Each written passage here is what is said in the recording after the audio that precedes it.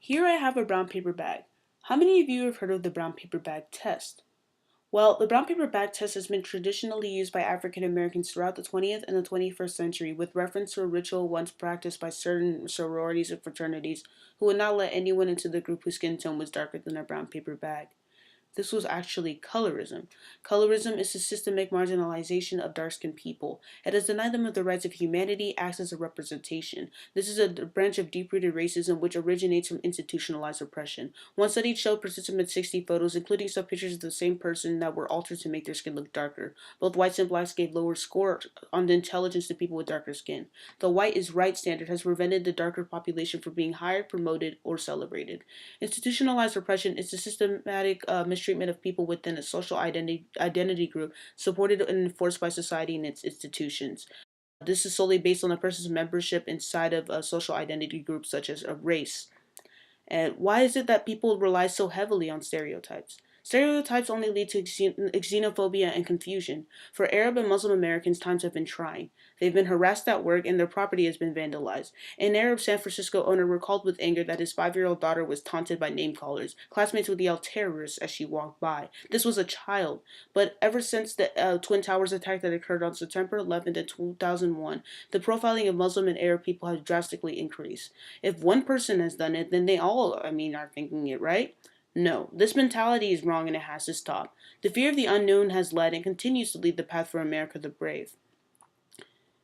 In my English class, we read the novel Never Fall Down by Patrick McCormick. This novel showed the harsh conditions of the Cambodians that they had to endure during the reign of the terrorist group, the Khmer Rouge. In Cambodia, light skin signified success, money, and education. As a result, the Khmer Rouge killed those with light skin and utilized those with darker skin. People with darker skin were associated with filth, poverty, and hard work. This has not changed for many years. This is a comparison photo of life back in the 60s and in 2016. The very same racism embodied in the 1960s, the 1700s, and the 1500s is the very same racism we deal with today.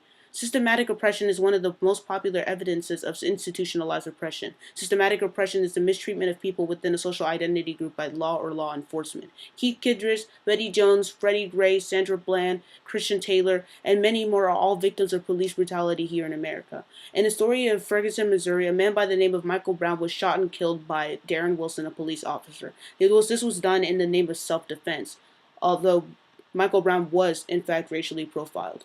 Now, Brown had quite a bit of disadvantages on him in this situation. He was big, he was tall, but most importantly, he was black. Black men in society are seen as ugly, menacing, and even subhuman in some areas. Now, does everyone wake up one day and just think this? No, of course not. This is learned from many generations born into the benefits of institutionalized oppression. For an example, the news and media. In times of crisis such as the ISIS bombings in Paris, bodies were never shown. Understandable. Showing a dead body is considered very disrespectful. However, in our world, this only applies to white bodies. The bodies of people of color are always shown in media and in the news in times of crisis. Take the attack of Boko Haram in Nigeria, for an example. The photos of black children after they were burned to death were bluntly exposed to the public. However, since people of color are so dehumanized around the world, this becomes a norm on all social media and news platforms, in which they are one of the major ways of maintaining the white image.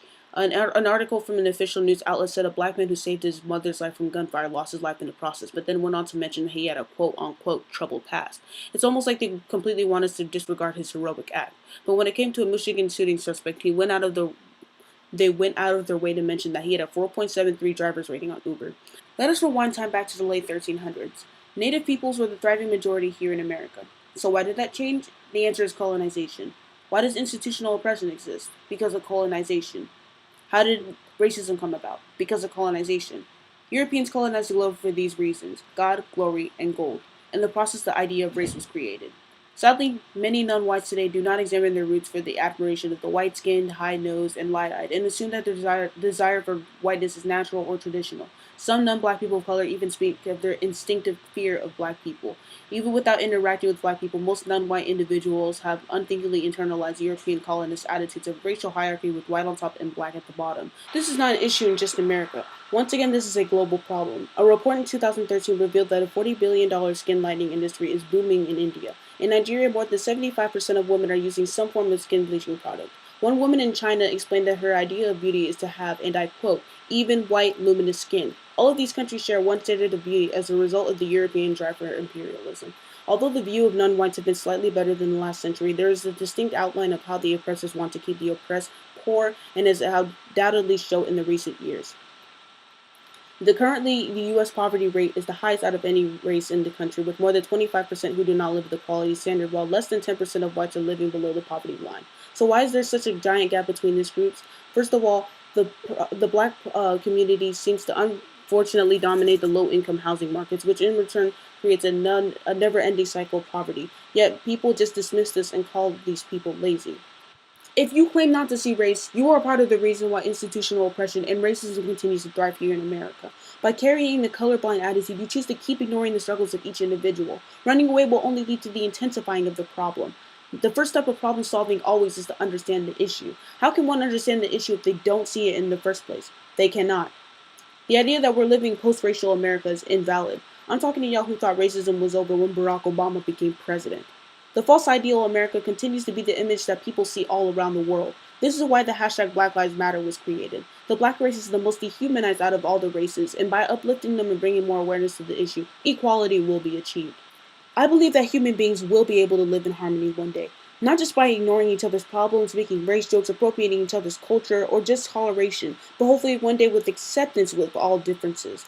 Black, white, green, blue, or what else the future has in store for us. I want our children, our grandchildren, and more to live in a place where they are not limited by the color of their skin. I wish for their beautiful and creative minds to be the only limit. And that is why we have to start now. Any social change will take time and effort, but it's always worth that. This is an issue that requires work and cooperation for everyone. Many of you, I hope, are already using the Black Lives Matter hashtag on social media.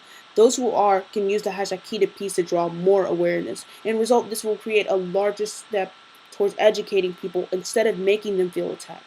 The key to peace is acceptance, not toleration. Thank you.